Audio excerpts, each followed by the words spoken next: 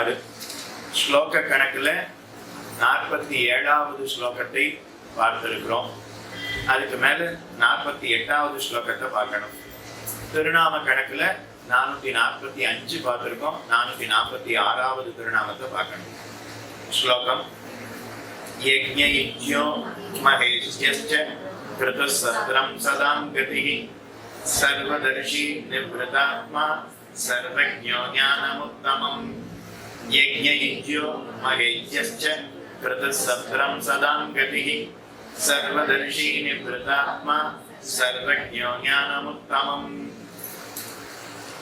48வது ஸ்லோகம். அதுல முதல் திருநாமம் 446வது திருநாமம் யஜ்ஞஹ. யஜ்ஞஹ அப்படின்னா யஜ்ஞமாக இருப்பவன், யஜ்ஞமாக இருப்பவன். அடுத்து யஜ்ஞத்துக்கு சாதனமாக இருப்பவன், யஜ்ஞத்தினுடைய பலனை அளிப்பவன். அதனால 3த்துக்கும் யஜ்ஞஹ, யஜ்ஞமாகவும் யஜ்ஞத்தை அடைவதற்கு வழியாகவும் அதுக்கப்புறம் அந்த யஜ்ஞத்துக்கு பலனாகவும் இருப்பவன் யஜ்ஞ. யஜ்ஞ யஜ்ஞமாய் இருப்பவன்.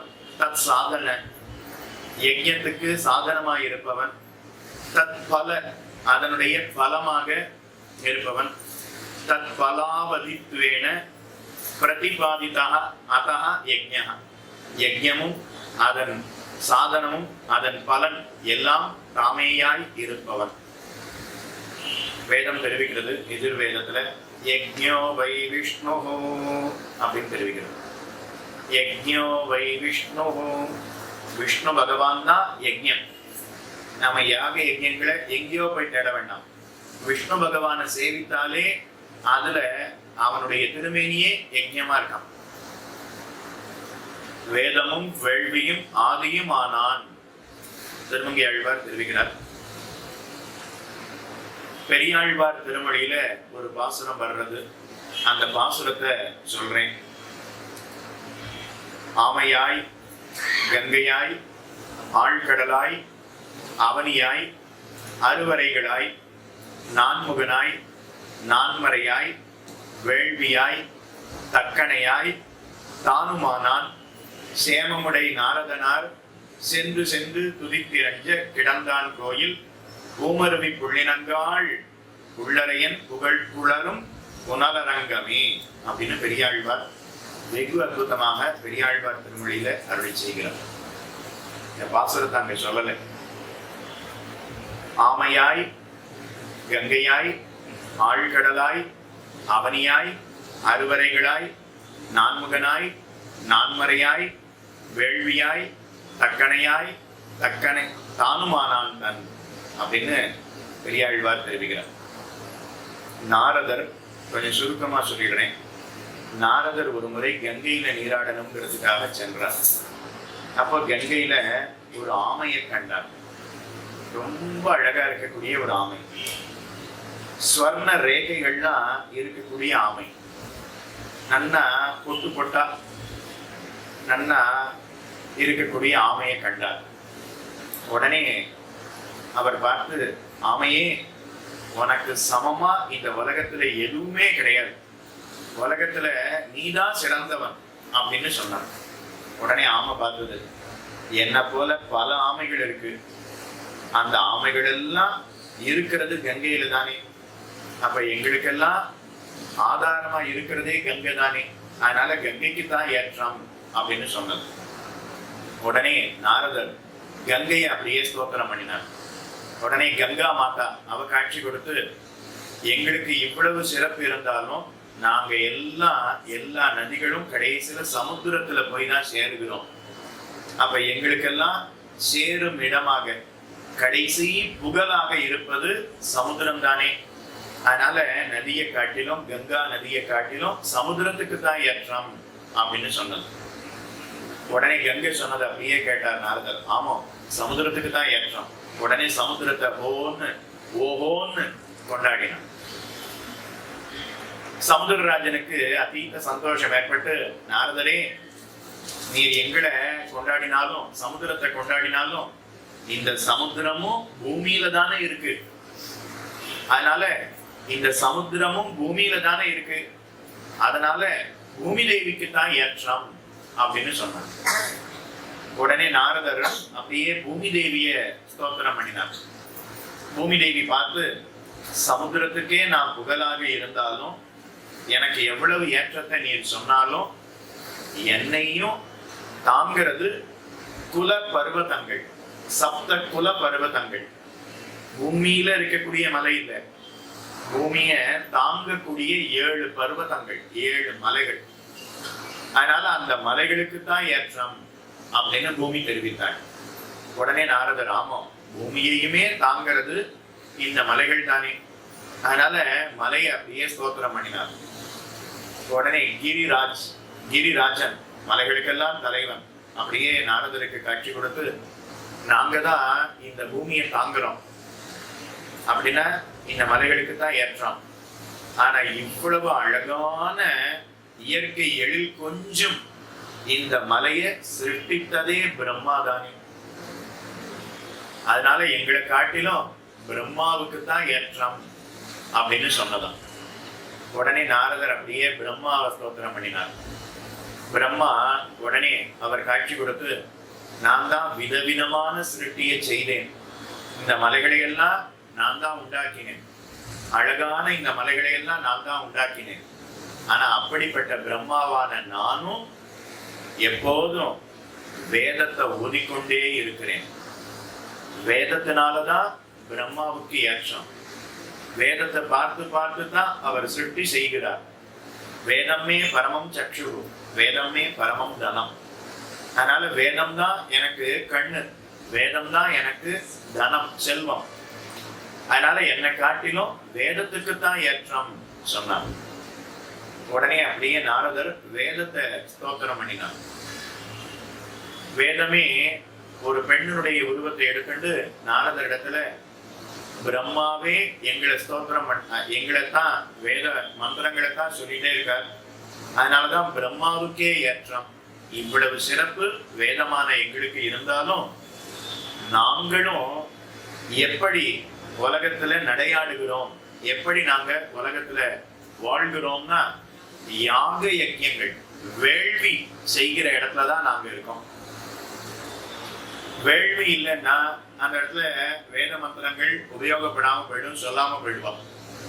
அப்போ வேதத்தை சொல்ற இடம் எந்த இடம்? வேள்வி. அதனால வேள்வினாலதான் வேதமாகிற நாங்களே நிற்கிறோம். எங்களுக்கே ஒரு சிறப்பு அப்படின்னா அதுக்கு காரணமே வேள்விதான். உடனே யாக யஜ்யங்களை அப்படியே நாரதர் கொண்டாடினார். உடனே வேள்வி அதுவே ஒரு மனித உருவத்தை எடுத்துக்கொண்டு, ஒரு புருஷனுடைய உருவத்தை எடுத்துக்கொண்டு வேதம், அந்த வேதத்தை சொல்லித்தான் யாக யஜ்யங்கள்லாம் நடைபெறுகிறது.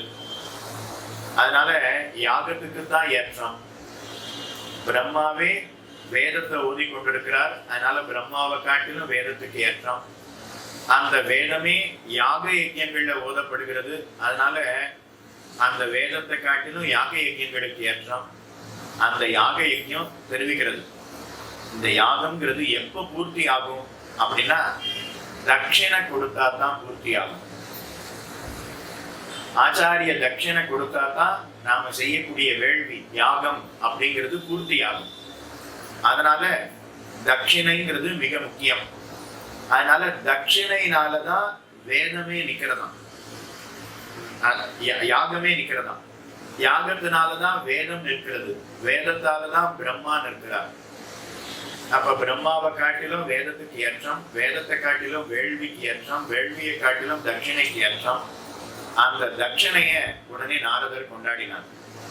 உடனே தட்சிணையே ஒரு புருஷனுடைய உருவத்தை எடுத்துக்கொண்டு, தட்சிணையான எங்களுக்கு எப்ப ஏற்றம் தெரியுமா? பகவானுடைய திருவடிக்கு தொண்டு புரிந்தால்தான் எங்களுக்கு ஏற்றம். நாராயணனுடைய திருவடிக்கு தொண்டு புரிந்தால்தான் இந்த செல்வத்துக்கு ஏற்றம். இல்லைன்னா செல்வம் இருந்து ஒரு பிரயோஜனம் கிடையாது. அதனால இந்த செல்வத்துக்கெல்லாம் ஒரு ஏற்றமே எப்போன்னா பகவானுடைய திருவடிகள்ல தொண்டு புரிந்தால்தான் ஏற்றம் அப்படின்னு சொன்னது. உடனே நாரதர் பார்த்து, அப்படின்னா அந்த நாராயணனை நான் எங்க சேவிப்பது பார்த்தார்.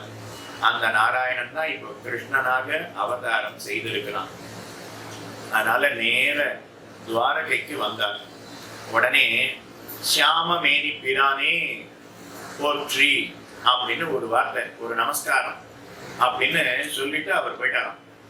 இது மகாபாரதத்துல வரக்கூடிய கதை. இப்ப எதுக்காக சொல்ல வந்தேன்னா, அப்போ ஆமையை காட்டிலும் கங்கைக்கு ஏற்றம், கங்கையை காட்டிலும் சமுதிரத்துக்கு ஏற்றம், சமுதிரத்தை காட்டிலும் பூமிக்கு ஏற்றம், பூமியை காட்டிலும் மலைகளுக்கு ஏற்றம், மலைகளை காட்டிலும் நான்முகனுக்கு ஏற்றம், நான்முகனை காட்டிலும் வேதத்துக்கு ஏற்றம், வேதத்தை காட்டிலும் வேள்விகளுக்கு ஏற்றம், வேள்விகளை காட்டிலும் தட்சிணைக்கு ஏற்றம், அந்த தட்சிணை கடைசியில பகவானுடைய திருவடியில சென்று சேரும் அப்படின்னு தெரிவிக்கிறார். அதனால யஜ்ஞமாக இருப்பவன், யஜ்ஞத்துக்கு சாதனமாக இருப்பவன், அதனுடைய பலனாய் இருப்பவன் அப்படின்னு தெரிவித்தார். யஜ்ஞா 446, அதுக்கடுத்து 447. இஜ்யா அப்படின்னா யாகத்தினால ஆராதிக்கப்படுபவர், யாகத்தினால பூஜிக்கப்படுபவர், அவருக்கு இஜ்யா அப்படின்னு பேர்.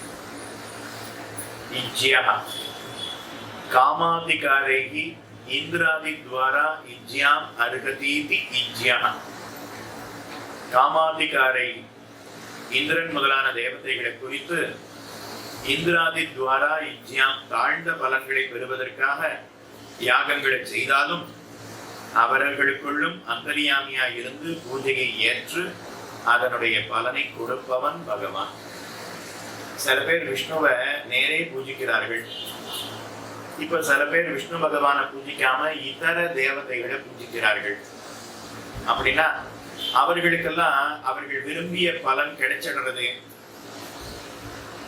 அவர்களுக்கெல்லாம் அவர்கள் விரும்பிய பலனை யார் கொடுக்கிறா?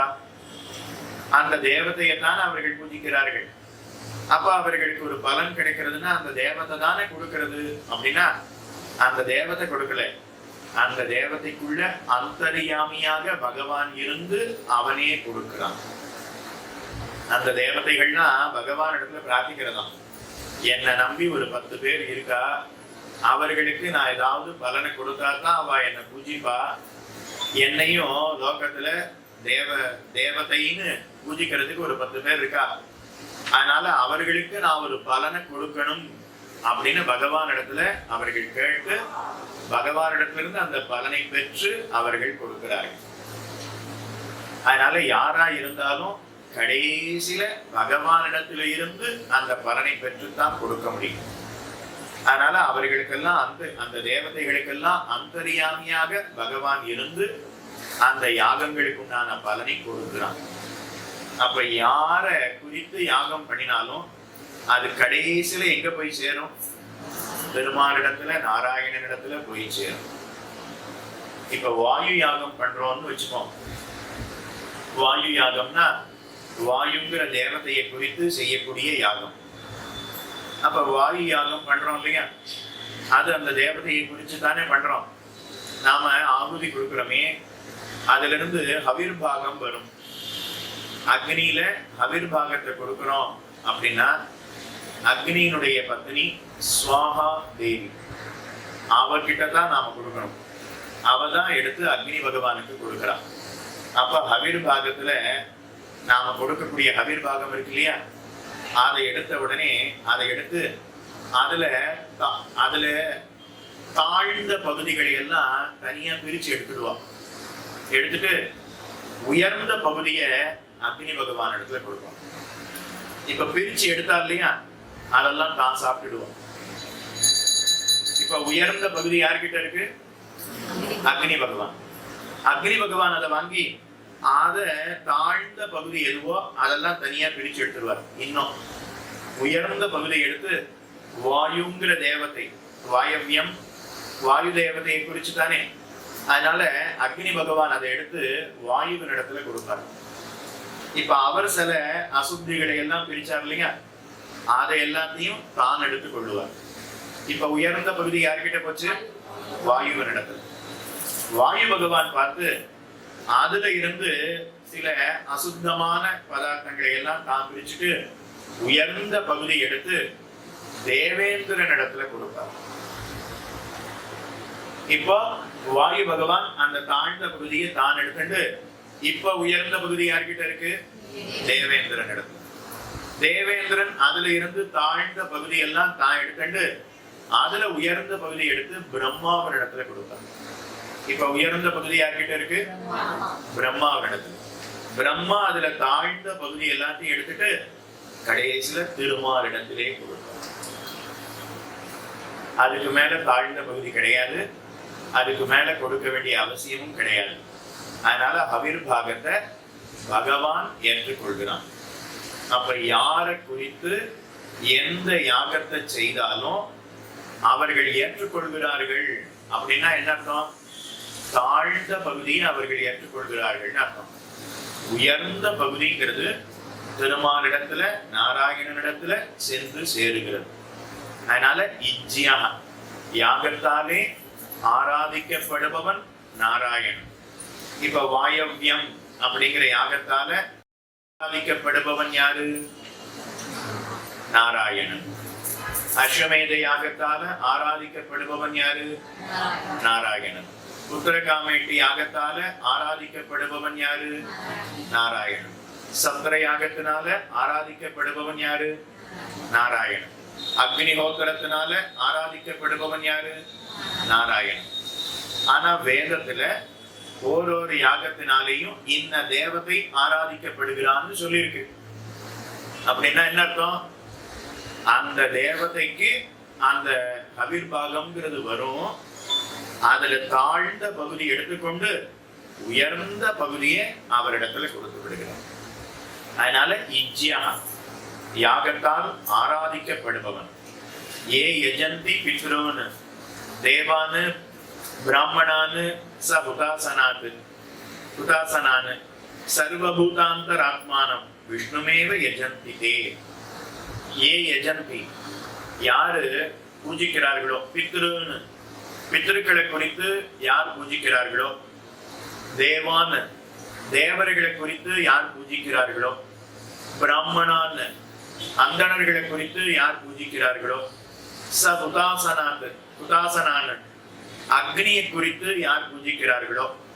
அப்ப பித்ருக்களை குறித்து சில பேர் பூஜை பண்றா, சில பேர் அக்னியை குறித்து பூஜை பண்றா, சில பேர் இன்னும் பல தேவர்களை குறித்து பூஜை பண்ணுகிறார்கள்.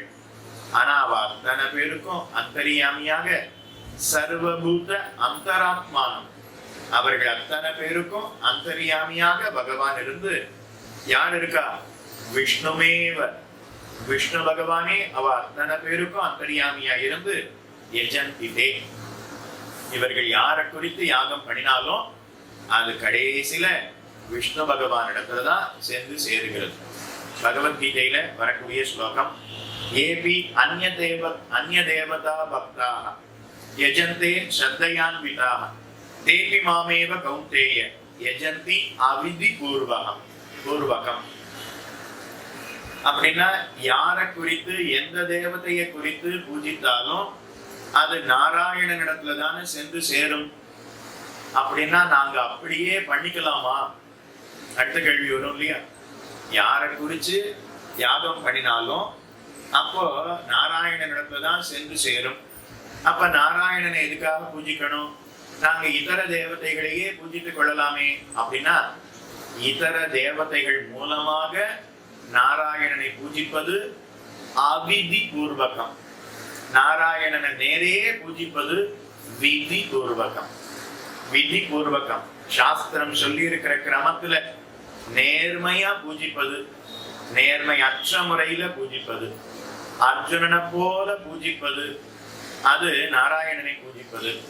துரியோதனனை போல பூஜிக்கிற மாதிரி காட்டுவது அது இதர தேவதைகள் மூலமாக தானும் வருவது.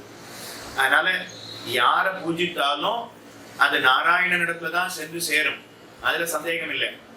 ஆனா அது அவிதி பூர்வகம். சாஸ்திரம் அப்படி சொல்லல, இந்த தேவத்தை மூலமாகத்தான் என்னை அடையணும் அப்படின்னு சொல்லவே இல்லை. நேரடியா அவனை அடையணும், அவனை பூஜிக்கணும்னு தான் தெரிவிக்கிறது. அதனால ஏபி அந்நிய தேவதா பக்தாக யஜந்தே ஸ்ரத்தையான்விதாக தேபி மாமேவ கௌந்தேய யஜந்தி அவிதி பூர்வகம். நீங்க இந்த ஸ்லோகம் கேள்விப்பட்டிருக்கலாம். ஆகாசாத் பதிதம் தோயம் யதா கச்சதி சாகரம் சர்வதேவ நமஸ்காரம் கேசவம் பிரதி கச்சதி. கேள்விப்பட்டிருக்கீடா? ஆமா, கேள்விப்பட்டிருக்கீடா இந்த ஸ்லோகம்? ஆகாசாத்து பதிதம் தோயம், தோயம்னா ஜலம். ஆகாசாத்து பதிதம் தோயம், ஆகாசத்துல இருந்து விழக்கூடிய ஜலம். அது குளத்துல இருக்கும், குட்டையில இருக்கும், நதியில இருக்கும். கடைசியில அந்த ஜலம் எங்க போய் சேரும்னா சமுதிரத்துல போய் சேரும். நம்ம மலை மேல இருந்தாலும் சரி, கீழே நதியா ஓடினாலும் சரி, காட்டருவியா ஓடினாலும் சரி, நதியா வந்தாலும் சரி, அணையில தேக்கி வச்சிருந்தாலும் கடைசியில அது எங்க போய் சேரும்னா சமுத்திரத்துல போய் சேரும். அதனால ஆகாசாத்து பதிதம் தோயம் யதா கச்சதி சாகரம், எப்படி சமுத்திரத்தை நோக்கி சேருகிறதோ சர்வதேவ நமஸ்காரம், எந்த தேவதையை பூஜித்தாலும் அது கடைசியா திருமால் நாராயணனிடத்துல சென்று சேரும். அதனால 447 இஜ்யா, யாகத்தால் ஆராதிக்கப்படுபவர்.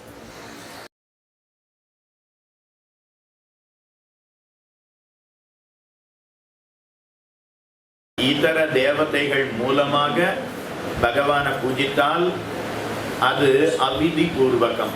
அகாமஹதா மஹதி இஜ்யா அஸ்ய அவயவதானேன இதி மஹைஜ்யா பிரம்மயஜ்ஞம், பித்ருயஜ்ஞம், தேவயஜ்ஞம், பூதயஜ்ஞம், மனுஷ்யயஜ்ஞம்.